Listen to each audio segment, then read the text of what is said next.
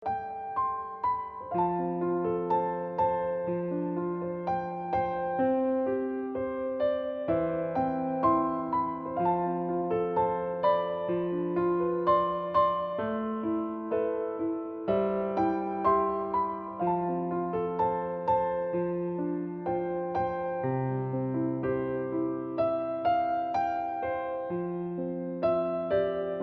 kasih untuk penyembahan yang Tuhan berikan, Tuhan izinkan untuk kami berikan Tuhan. Karena ini yang terbaik yang bisa kami berikan sama Tuhan. Tidak ada satu pengorbanan pun yang bisa menandingi kasih-Mu Tuhan Yesus. Tapi ini Tuhan, the sacrifice of praise. Kami mau mengagungkan Tuhan dalam hidup kami. Terima kasih buat karya salib-Mu yang kalau kami sadari betul-betul Tuhan, kuasanya luar biasa banget Tuhan. Dan hari ini kami mau belajar mengingat apa yang terjadi waktu Jumat Agung di mana Engkau disalibkan Tuhan. Kami mau memaknai salib dengan benar dan kami mau hidup keluar dari salib-Mu Tuhan, dari karya kebangkitan-Mu. Terima kasih Roh Kudus, kami mohonkan Engkau yang bicara karena gak mungkin kami punya pengetahuan, akal budi bisa mengerti firman-Mu. Kami butuh Roh Kudus yang mengajarkan. Kami mau memiliki hati seperti anak kecil yang di hadapan Tuhan selalu merasa tidak tahu apa-apa Tuhan, dan kami siap untuk ditabur pengenalan yang baru akan firman-Mu. Terima kasih Tuhan Yesus, biar kuasa salib, kuasa kebangkitan-Mu kami alami hari ini, menjadikan kami baru Tuhan. Terima kasih, di dalam nama Yesus semua yang siap sama-sama katakan amin, amin. Oke, thank you my amazing brother, Bro Yes, thank you so much udah lead us in worship. Love you Bang Radit, sehat-sehat ya. Bro, thank you man. Shalom semua teman-teman. Sebelumnya minta maaf banget karena Radit nggak bisa terlalu berapi-api ya, nggak bisa juga banyak banget bicara karena udah 4 hari ngedrop ya. Tapi Kak Joanna udah bilang, ayo dong kamu istirahat dan sebagainya. Aku bilang ini ngomongin salib susah juga istirahat ya. So dia cuma titip pesan satu, jangan berapi-api, aku cubit kamu nanti, aku masuk in frame nanti untuk bilang, ingetin Bang Radit ya jangan berapi-api. Aku bilang gak apa-apa, masuk in frame, bagus. Oke teman-teman, ini satu pesan yang judul yang penting banget dan mungkin kalian gak akan lama bicara ya, dan gak perlu juga berapi-api karena pesan Injil itu bukan hanya dihotbahkan oleh inspired preacher. Orang tua umur 75 aja yang udah stroke, kalau khotbah tentang Injil harusnya hati kita bergetar. Karena pesan kekuatan Injil bukan terletak di siapa yang membagikan, bukan seberapa keras mereka on fire dan sebagainya, tetapi bagaimana seseorang menghidupi Injil itu, mau selembut apapun, sesederhana apapun, it will change the heart. Itu akan ngubahin hati banget. Aku ingat banget satu waktu di sebuah KKR di, aku lupa di Spanyol kalau nggak salah, ada satu pengkhotbah yang berkhotbah berapi-api sekali. Wah dia berapi-api, orang tuh bersorak, orang teriak amin, amin. Mereka terasa terbakar. Tapi satu waktu ada hamba Tuhan sederhana sekali, dia ngomong tidak teriak-teriak, dia ngomong sederhana sekali, dia bicara tentang pengorbanan Kristus. Tapi di situ seperti the anointing of God, urapan Tuhan itu menyerbu semua orang dan orang itu bisa sampai nangis ngejer-ngejer. So teman-teman, iblis nggak takut sama suara kerasmu, ya. Iblis nggak takut dengan teriakanmu. Iblis takut dengan pengenalanmu akan Tuhan. Seberapa kamu memahami karya Injil. Kita kalau teman-teman lihat di Kisah Para Rasul ya, coba teman-teman buka di Kisah Para Rasul 4. Nanti kalau waktu aku ternyata lebih lama ya nggak usah di stop ya, berarti memang maunya lama aja aku ngomong. Mumpung Mama Jo nggak ada di sini. Ya oke. Kisah Para Rasul 4. Kisah Para Rasul ya, yang keempat ceritanya tentang Petrus Yohanes. Dia ditangkap sama imam-imam sama pasukan Romawi ya. Lalu di persidangan tersebut ya, teman-teman boleh lihat di ayat 13. Dia bilang, Ketika sidang itu melihat keberanian Petrus dan Yohanes dan mengetahui bahwa keduanya orang biasa yang tidak terpelajar, mereka heran. Heranlah mereka, dan mereka mengenal keduanya sebagai pengikut Yesus. Kalau dalam terjemahan lain, dia bilang begini, mereka menyadari hidup mereka luar biasa sekali didampak oleh Yesus, simply because they spend time with Jesus. Jadi dalam terjemahan The Passion Translation, dia bilang simply by spending time with Him. Jadi karya salib ini buat Petrus Yohanes luar biasa, bukan sekedar pengetahuan. Pengetahuan kamu bisa dapetin dari Bang Radit hari ini. Tapi kalau teman-teman benar-benar merenungkan, menyadari, mempercayai, dan menghidupi, dan apapun yang teman-teman lakukan keluar dari karya salib dan penebusannya, hidup kalian akan luar biasa powerful, teman-teman. Terus yang luar biasa kan mereka disuruh stop menginjil ya. Mereka disuruh stop menginjil. Lalu yang menarik, apa yang mereka katakan di ayat 19. Tetapi Petrus dan Yohanes menjawab mereka, silakan kamu putuskan sendiri manakah yang benar di hadapan Allah, taat kepada kamu atau taat kepada Allah. Bayangin loh, dia diancam ditangkap, bisa jadi dibunuh, tapi dia mengatakan silakan kamu putuskan sendiri, saya harus takut sama kamu apa saya harus takut sama Allah. Bayangin loh, Petrus yang tadinya ditanya mana kecil, kamu pengikut Yesus? Oh bukan, aku pengikut Atta Halilintar, kata dia gitu kan. Ya, jadi dia sampai ditanya sama perempuan kecil, dia nggak mengakui bahwa dia adalah pengikut Yesus. Saking dia pengecutnya. Tetapi ketika karya penebusan, Roh Kudus menyingkapkan kepada dia menjadi orang yang sangat berani. Bahkan di ayat yang ke-20, dia ngomong kayak begini, sebab tidak mungkin bagi kami untuk tidak berkata-kata tentang apa yang telah kami lihat dan telah kami dengar. Wow, ayat 21, mereka semakin keras mengancam rasul-rasul itu, tapi akhirnya mereka melepaskan juga. Nah teman-teman, kita harus memahami karya salib ini. Kenapa kita hidup masih takut? Kenapa pacaran? Karena takut sendiri. Kenapa nikah? Supaya bahagia. Kenapa kerja? Takut miskin. Kenapa sekolah? Ya semuanya karena takut. Kenapa pelayanan? Takut masuk neraka. Semua yang kita lakukan adalah hanya sebuah perbuatan-perbuatan yang tidak mendasar kepada karya penebusan Yesus. Aku banyak ngobrol sama Yesua, ya, dan aku tahu pergumulan dia dalam beberapa hal. Tapi kenapa aku nggak pernah takut? Setiap kali Yesua bilang, bang, gue lagi jatuh nih bang, gue lagi lemah. Tapi kenapa aku nggak takut? Karena hatinya mengenal banget salib Kristus. Karena dia butuh tahun-tahun untuk bisa lepas dari keterikatan, lepas dari kemarahan. Tapi Tuhan itu setia dan faithful menemani, daripada orang yang, bang, gue gak pernah jatuh bang, luar biasa, gue udah gak pernah lagi marah-marah, gue rajin berpuluhan. Ya kenapa lu bisa begitu? Karena gue rajin baca Alkitab pak. Karena aku justru melihat kok dari tadi gak ada kata-kata Yesusnya ya. Ya soalnya kalau gue berdosa nanti gue masuk neraka bang. Soalnya kalau gue nggak nyembah Tuhan nanti Tuhan nggak sayang sama gue.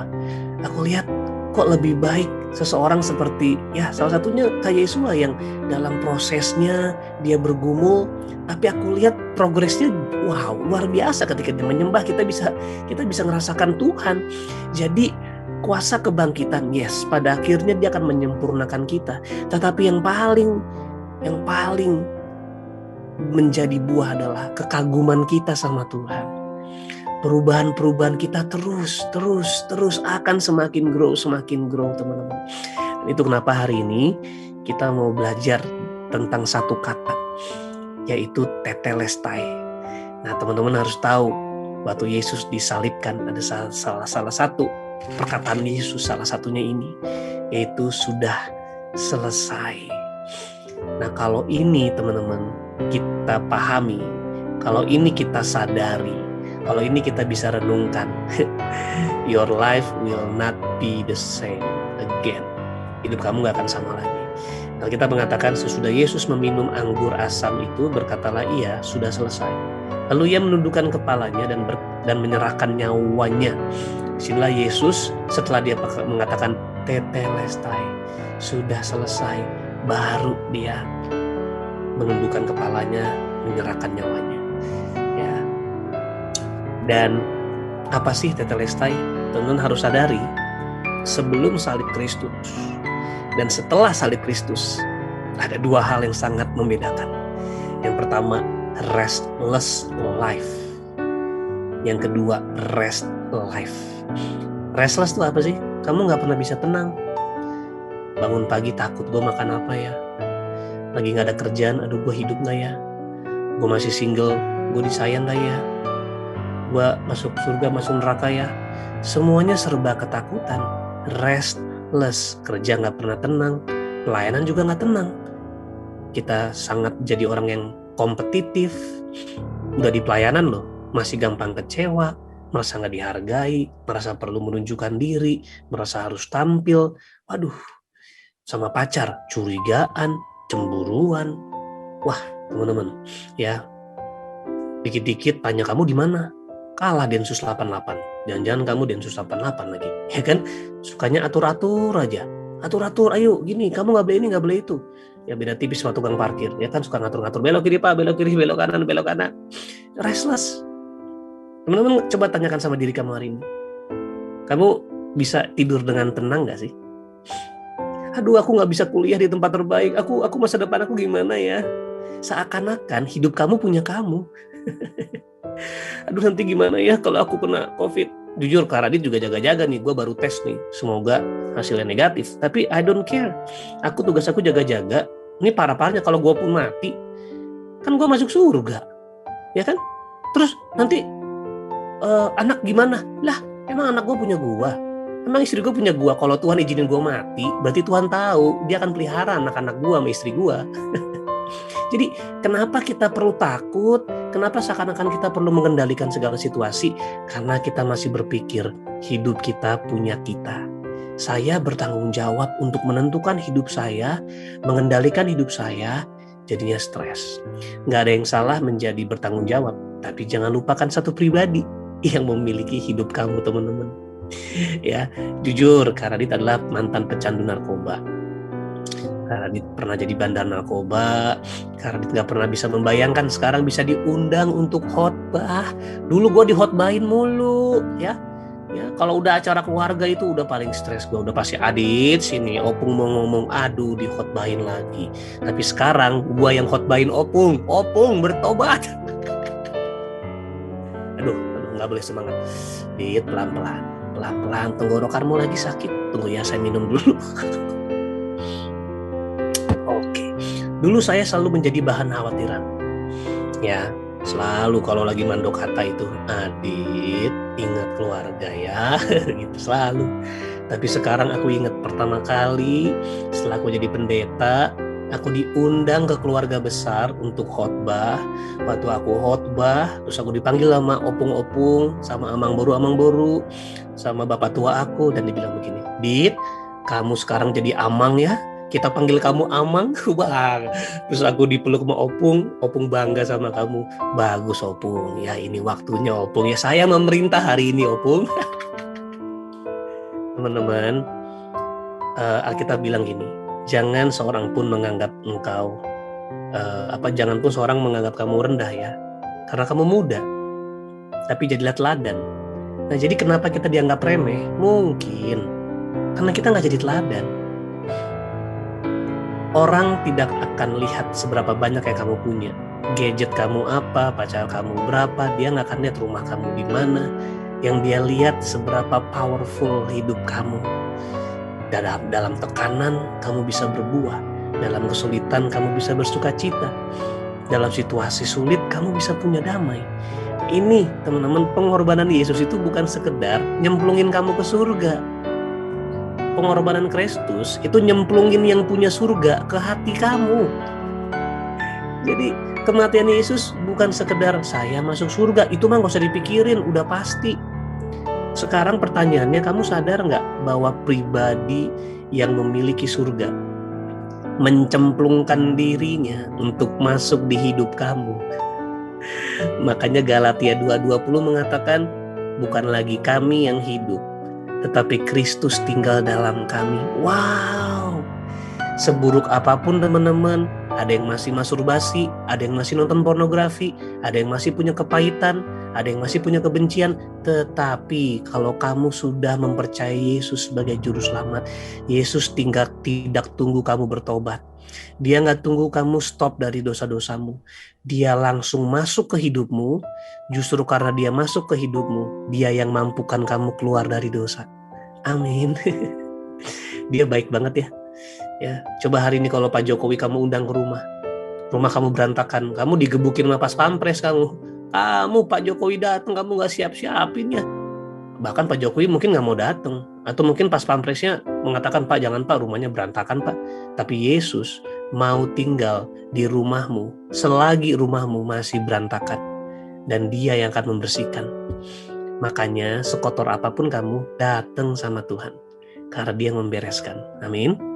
Ya, oke. Alkitab ini ayat yang paling aku suka ya. Kita baca yang di atas saja. Sebab itu, baiklah kita waspada supaya jangan ada seorang di antara kamu yang dianggap ketinggalan.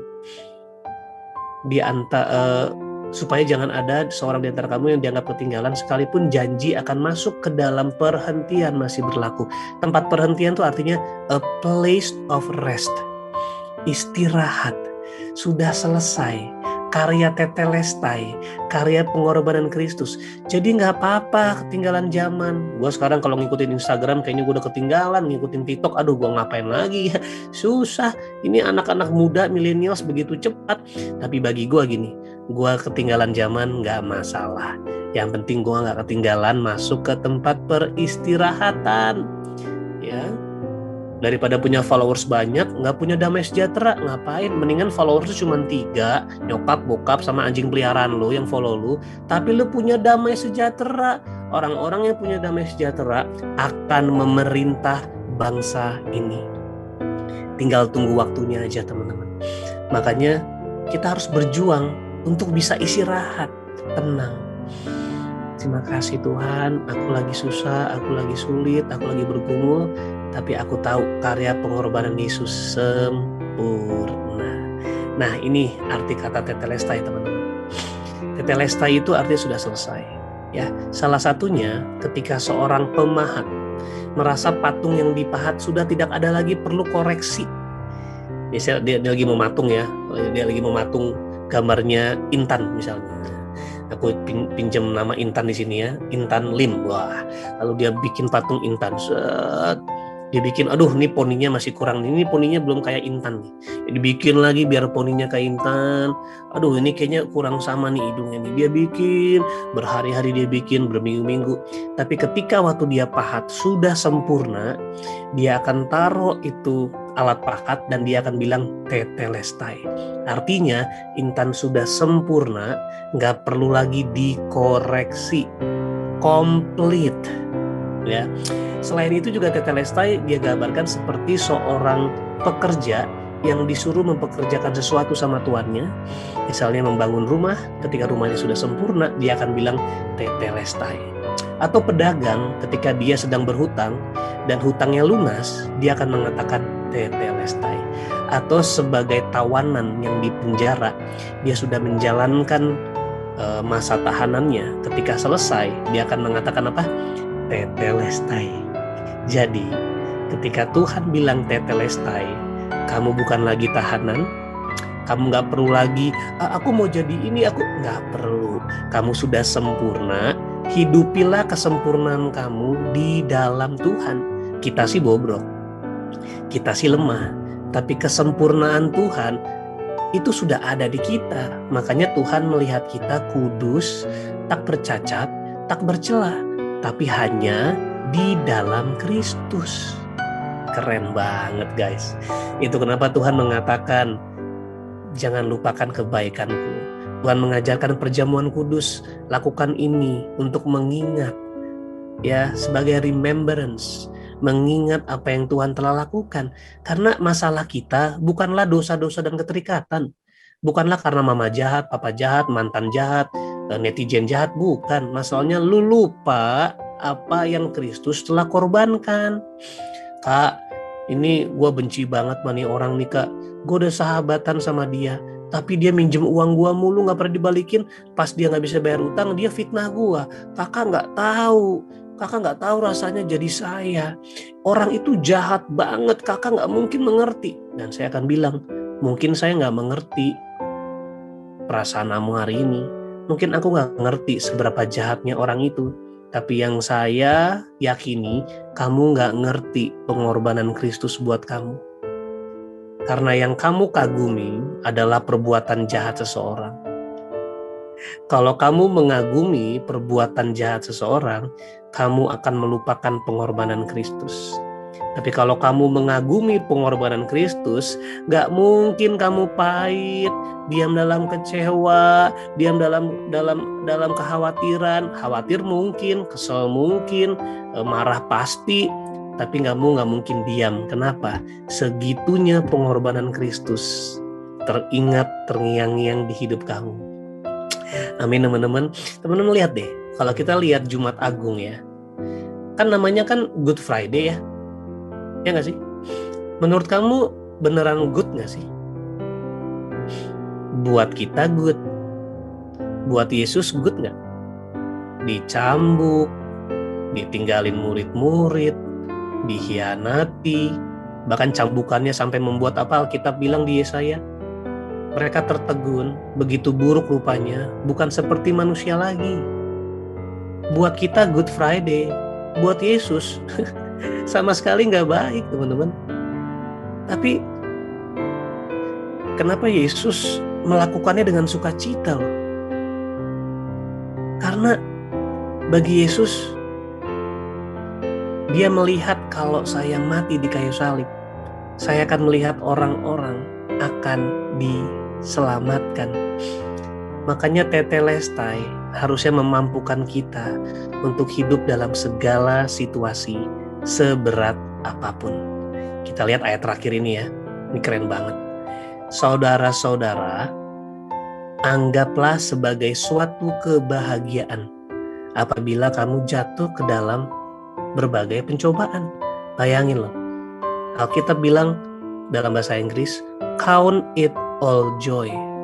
Perhitungkan sebagai sebuah kebahagiaan kalau kamu dicobai. Sebab kamu tahu bahwa ujian terhadap imanmu itu menghasilkan ketekunan, dan biarlah ketekunan itu memperoleh buah yang matang, supaya kamu menjadi sempurna, utuh, dan tak kekurangan suatu apapun. Jadi teman-teman, makna hidup dalam Tetelestai adalah menyadari pengorbanannya dan hidup dalam kemenangannya, sehingga ketika kita pasti menderita mengampuni, menderita hidup dalam iman, menderita apapun teman-teman. Percaya di tengah-tengah kesulitan, beriman di tengah-tengah kekurangan, itu akan menghasilkan iman yang membuat kamu jadi sempurna. Itu kenapa teman-teman? Pertanyaannya, kenapa kok kita masih kalah? Sederhana, kita sering lupa. Teman-teman, lupa itu kenapa sih? Ya, kita nggak pernah mengingatnya, kita nggak pernah merenungkan, kita tidak mengambil kebiasaan untuk mengingat-ingat teman-teman. Itu kenapa, yuk teman-teman, setiap hari sadari pengorbanan Kristus di hidup kamu. Karena dengan menyadari pengorbanan Kristus, maka kuasa salib, kuasa kebangkitan itu akan berkuasa di hidup kita semua. Amin teman-teman. Yuk kita berdoa yuk. Tuhan Yesus, terima kasih buat karya salib-Mu, buat karya pengorbanan-Mu. Kami bersyukur bahwa Tetelestai terucap dari mulut-Mu sudah selesai. Kami bukan lagi pendosa, tapi kami orang-orang kudus. Kami bukan lagi orang-orang terhukum, tapi kami orang-orang yang dimerdekakan. Kami bukan orang-orang di penjara, tapi kami orang-orang yang dibebaskan. Kami bukan lagi terpisah dari Tuhan, tapi kami selalu menyatu dengan Tuhan. Kami bukan lagi yang terbuang, tapi kami yang dimiliki Tuhan. Kami tadi bukan yang tidak diinginkan, tapi sekarang kami sangat diinginkan oleh Tuhan. Terima kasih, bahkan sekarang bukan kami lagi yang hidup, tetapi Kristus yang hidup di dalam kami. Tuhan, biar pemberitaan karya salib-Mu menjadi alasan kami hidup hari ini, menjadi satu-satunya sumber kekuatan kami, yaitu pribadi-Mu yang tinggal dalam kami. Terima kasih, berkati komunitas ini Tuhan, Hanya di dalam nama Yesus Kristus kami berdoa dan mengucap syukur. Semua yang percaya sama-sama katakan amin, amin. God bless you guys. Terima kasih Tuhan. Karya terbesar dalam hidupku, pengorbananmu yang selamatkanku. Engkaulah yang tak ternilai, yang ku miliki dan ku hargai. Karya terbesar dalam hidupku, pengorbananmu yang selamatkanku. Engkaulah harta yang tak ternilai, yang ku miliki dan ku hargai. Yesus, Engkau ku